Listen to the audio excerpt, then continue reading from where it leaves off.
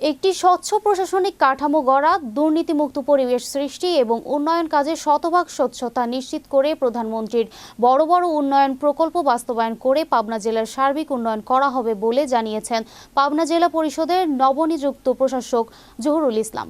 পাবনা থেকে বিশেষ প্রতিনিধি টি.এ. পান্না জানান, গতকাল বিকালে বিএনপির কেন্দ্রীয় নেতা ও সাবেক সংসদ সদস্য বীর মুক্তিযোদ্ধা সিরাজুল ইসলাম সর্দারের পক্ষ থেকে ঈশ্বরদী উপজেলা বিএনপির নেতৃবৃন্দ, পাবনা জেলা অটো রাইস মিল মালিক সমিতি, পাবনা জেলা ট্রাক ও লরি মালিক সমিতি, চরশাহপুর দিয়ার শাহপুর আশরাফুল উলুম ও কাউমি মাদ্রাসা পরিচালনা কমিটির নেতৃবৃন্দের পক্ষ থেকে দেওয়া ফুলের উষ্ণ সংবর্ধনা প্রদানকালে তিনি এসব কথা বলেন।